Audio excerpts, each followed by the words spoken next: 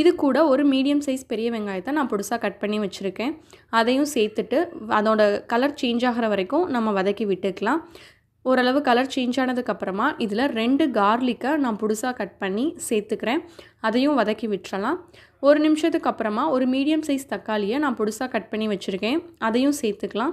So இந்த மாதிரி தக்காளி வந்து கொஞ்சம் சாஃப்ட் ஆகணும்.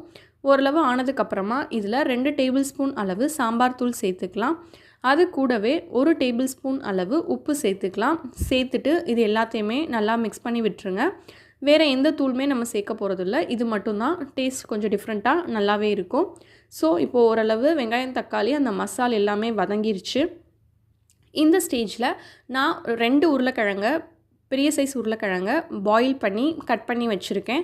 ஸோ அதை வந்துட்டு நம்ம மிக்ஸ் பண்ணி விட்டுறலாம். இதில் பாருங்கள், ஓரளவு அந்த உருளைக்கிழங்கு ஃபுல்லாகவே இந்த மசால் ஸ்ப்ரெட் ஆகிற மாதிரி நல்லா